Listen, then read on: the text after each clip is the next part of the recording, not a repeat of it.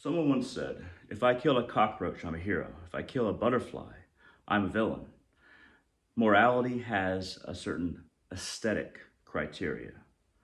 Unfortunately, in this world, it does seem like beautiful people are valued more. Like they matter more, like subconsciously, we just think that they're more important, that they're more valuable, that they have more weight to their existence because of our attraction or envy of them, whether that be male or female.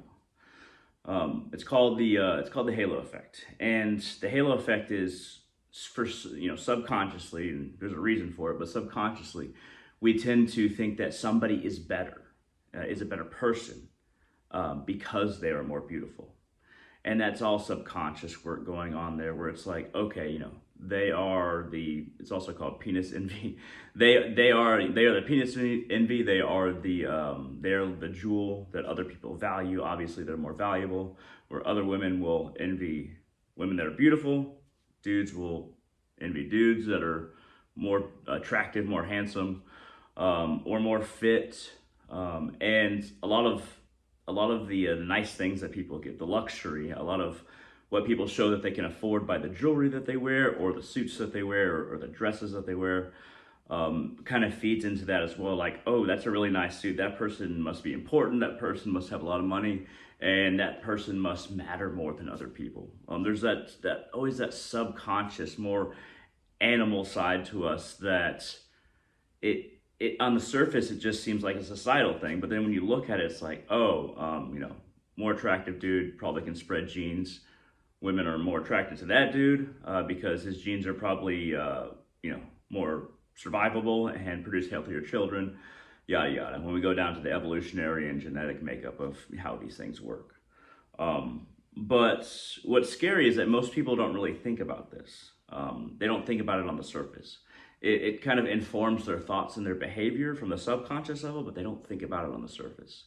Because from a very young age, I just observed people treating different people differently. The more attractive people, and it wasn't even in reference to me. I was just a very observant child. I think that I'm still observant, but I was just observing how more beautiful people or more attractive people got treated better, whereas more unattractive people and really ugly people got treated like crap, or if they weren't treated like crap, good people would still tend to tolerate them and be nice to them, but overall feel like they're just a bit above that person because that person's uglier, that person is less attractive.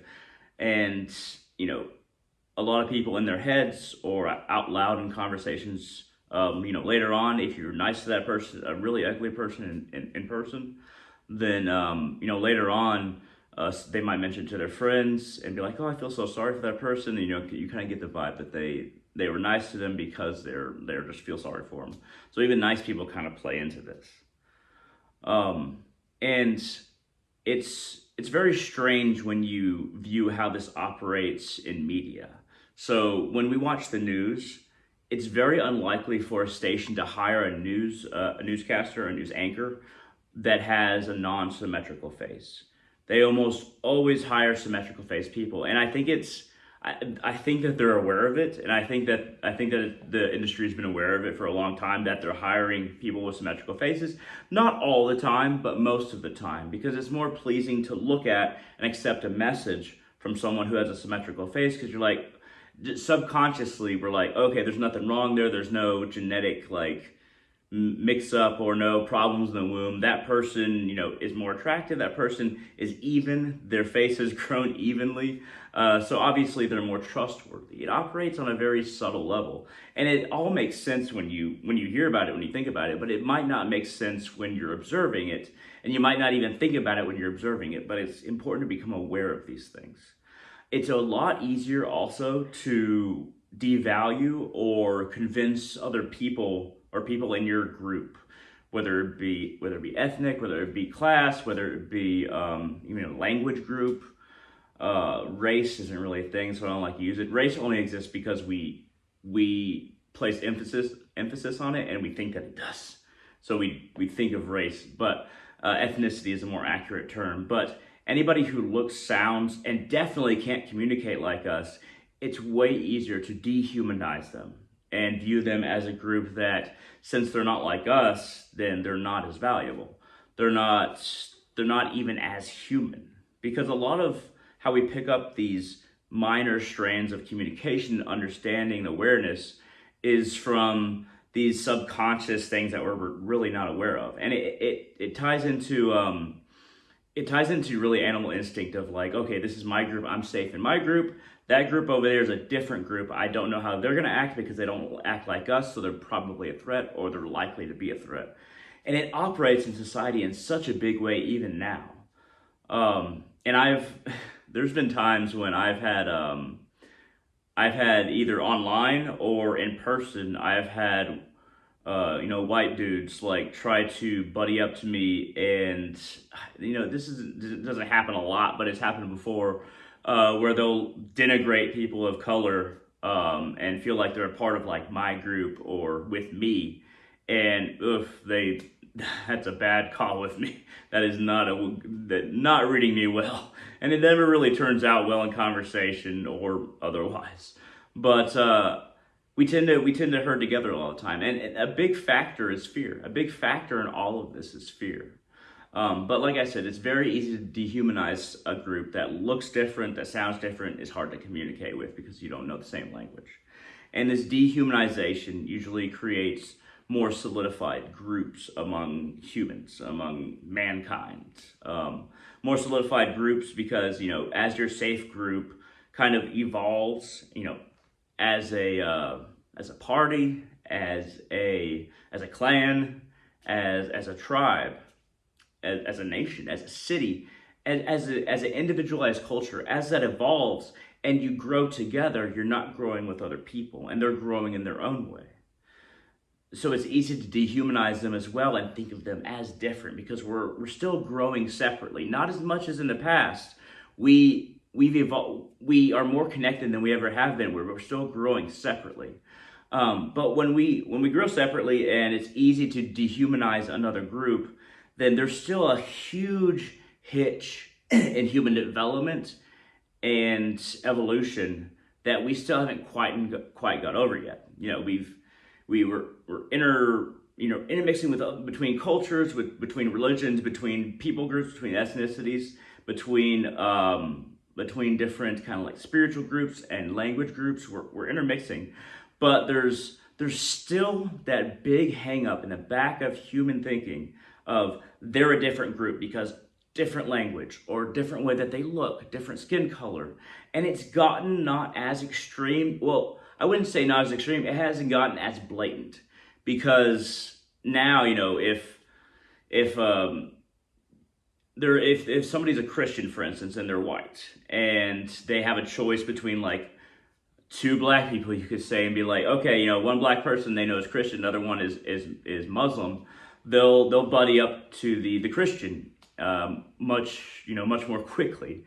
But it's that situation doesn't happen often enough, and it doesn't happen with enough good intention for it to actually cross barriers. There's still so much racism in the world, so much. And we think that we've come farther than we have in a number of ways of human development. And when you look at racism, it really shows it. It really shows that we haven't come as far as we think, because it's still too easy for people to hate somebody who looks different. And it doesn't necessarily change with more, required public education. It helps. There's certain things in public education that help when you assert, the similarities between people, and how just because somebody looks like this or speaks this language that they're not bad helps a lot. But it's so easy to fall back into hate. And it's going to take way longer than we imagined to get over this. We've made great strides, but you still hear, really everybody probably still hears racism here and there. And sometimes you hear it a lot, depending on where you're at. Not necessarily what people you are, but where you're at in the world. You might, especially if there's an impoverished area or it's an area where there's not a whole lot of resources, that's when the group dynamics become super exclusive. super like, this is our group because of this is your group because of that, and what you can see determines that. The social etiquette becomes more fine-tuned when you're talking about people with more resources or more money, but that doesn't mean more developed. It doesn't mean more morally developed. It just means fine-tuned. And a lot of fine-tuning and sophistication is just kind of a fetish. It's just a hobby. It doesn't actually mean that you're better. It's just a thing to do with the extra time that you have, because you have way more time, more leisure time than a lot of people that have less than you. And it's a way for people who learn these little hobbies, these little fetishes of little etiquettes, to show that they're of a higher status in a group. It's a very easy way to gain status. It's a very easy way to seem like you're either a part of the group, or more important, in a group that's very homogenous, that's very like everybody's the same, and all these little etiquettes become like super inflated. For instance, like the Queen of England, God rest her soul, before she died, I watched this video of one of her butlers. I think I don't know if they're called servants or butlers, but he was explaining how the royalty would eat bananas, and you have a fork, and then you have like a knife, and then you turn it on its side, cut off one end, cut off the other end, cut it, and I might not get all the steps right, but I don't care. It's very similar to this. You cut it long ways, and then take one half of the banana peel, and then wedge open the other half, and then hold open the halves of banana peel. You have it like this, and then you use your knife to cut off one bit at a time, use your fork, and eat one piece at a time. None of that matters. None of that needs to exist. All of that etiquette is BS. It does not matter. It's only fluff to add to a life that is absent of purpose and meaning. And I'm sorry if that's very strong, but for a lot of people, purpose and meaning comes from actually trying to get what you need to survive. Working in a job to get money so that you can survive and pay your bills. Or you can say spiritual meaning. And a lot of spiritual rituals are also fluff, but there's a lot of spiritual rituals out there that have a lot of meaning and inherent usefulness in them. There's a whole lot of rituals that the Catholic Church took from pagans, for instance, that they've created their own kind of meanings for. Drinking the blood of Christ. I'm not going to go into them, but there's all kinds of implements and meaning that they've placed into, and placed a lot of fluff into their processes and their rituals, that they just took from pagans and decided to make another meaning for it, because they felt like they had to do something physically to connect to God. The test that you can have for getting rid of fluff in spirituality, or fluff in social etiquette, or fluff in just really in life in a number of ways, is what does it actually mean to that person doing it? How are they engaging with this technique, with these movements, with what they're physically doing? How are they engaging? What does it mean to them? Why are they doing it? And how much do they reflect upon it? I remember asking a Catholic priest, for instance. My parents were atheists, but I've gone through periods where this was years back in teenage years, but I was visiting different churches, and I just walked up to a Catholic priest one day, and I was going to the Catholic church over there, and I was like, okay, I want to become Catholic. How do I do that? And he gave me a really weird look, and I really got the vibe over time that people are just raised Catholic. Nobody really walks up to the priest and is like, hey, I want to become Catholic. How do I do that? I've done that to not just Christian institutions, but I've done that before. It always takes people off guard. Like, these are social systems that are built up, and they just kind of expect you to be born into it, and then you follow it. I think that's what most people do, and it's really depressing. At any rate, when I was going to one of these like potluck things where there's like a Bible study, and then there was like a Bible study. I can't remember what they called it, but there was this everything like a Wednesday night, and the priest or a priest helper would give some kind of speech about a certain part of the Bible, and then there was church on Sunday, 3 things a week. But anyway, I asked one of the visiting priests who was supposed to know more. I was like, what is the significance of the Eucharist? Like, what does it really mean? And he had a really hard time explaining it. And I was like, if a priest can't explain the Eucharist in detail, I think I might be in the wrong place. I think that you might be in the wrong place, priest. But just something like that. Like, how does one engage with these techniques on a social level, spiritual level, or etiquette level? What not necessarily what somebody's supposed to tell you. How do they engage with it? How do they relate to it? And how does it relate to their inner world? Somebody's inner world, us engaging with that and us developing that space is what is going to get us over this next leg of evolution as human beings. Because we're still getting around in-group, out-group. This is how we behave. Cut a banana this way, wedge it open, cut one piece at a time, instead of eating in a more practical way.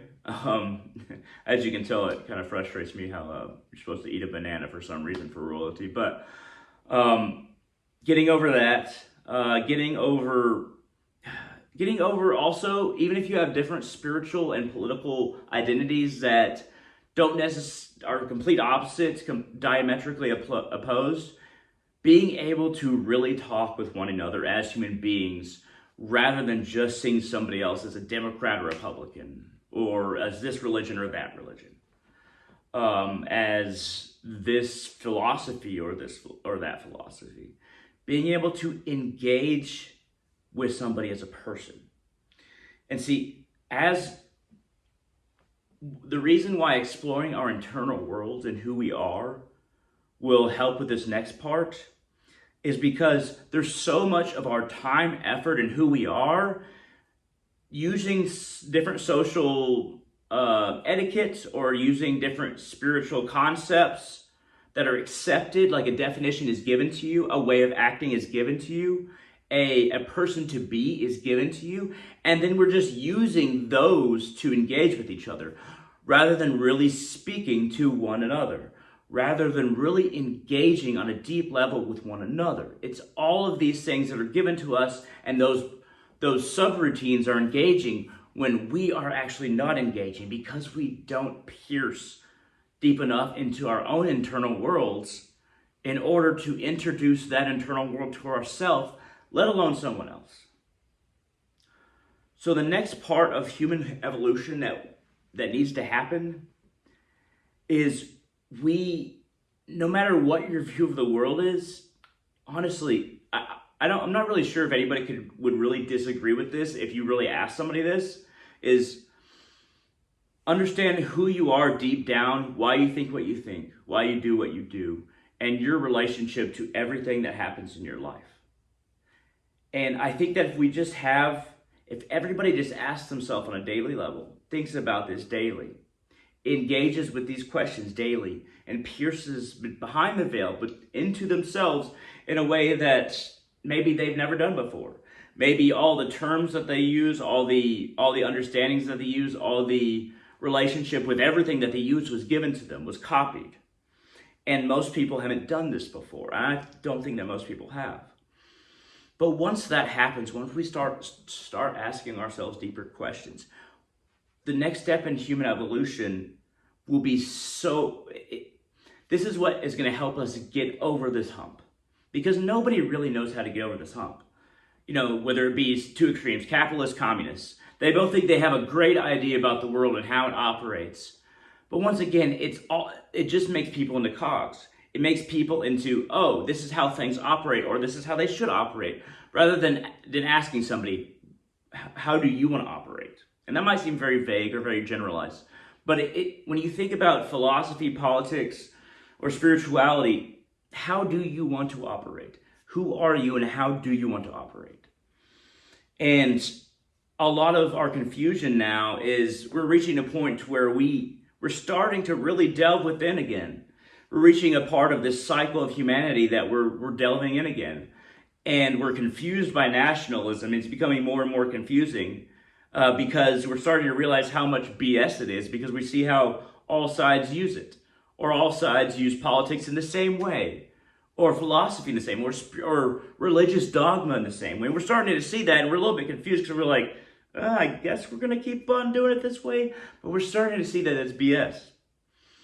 So the next phase in human evolution, just on a basic level, is engaging with ourselves within so that we can engage with each other from our internal selves, rather than using these skeletons behind in these suits of armor written hundreds, thousands of years ago, designed hundreds, thousands of years ago, and who are operating on the motors of sheer inertia, of the ability to live in a different way, and just, I'm dragging this analogy out, but just engaging in the same ways that we know that aren't necessary anymore. So we need to be able to pierce the veil within ourselves, and we need to do that more to reach the next stage of human evolution. This is what we need to evolve as human beings. And as a species, yes, but we're in this moment of time where, long term, we're on ground level here. So long term is not how evolution happens, is not really something that we decide in this life. Evolution is a very long term thing. But how we get to the next phase and how we allow it to happen is this: examine yourself. Let us all examine ourselves, why we do things, why we believe things, and see how much fear there is. And hopefully everybody can agree, taking out fear as a motivator and trying to figure out how to do things just not based on fear, and not based on, I'll amend that, not based on the fear of being different, being isolated, and being on a path that has not been tread before. Fear, if we can figure out how to analyze fear within ourselves and not make it the motivating factor for why we copy somebody else's behavior, and really start to question things, or how people think even, then we will give our species a chance to evolve. But that's what it's going to take. And just dive within yourself. You're a part of the solution. However small you are as a single human being, you can still be part of the solution by what you do, how you think, and how you influence people. Delve within yourself and encourage other people to delve within themselves and ask why they do things and why they have accepted these understandings of things. It's as complicated, as simple as that, and that's the long and short of it. At any rate, I hope this has been interesting, and this has been a video about a lot of things, but what is needed for us to evolve as a species, and how we reach the next stage of human evolution. Thank you very much for watching. Hit a thumbs up down there. Like this video. It helps out the channel. Feel free to leave a comment. That also helps traffic to the channel. And I'd love to engage with y'all. And feel free to share this video wherever you like. At any rate, thank you very much for watching, and I hope all of you have a wonderful day.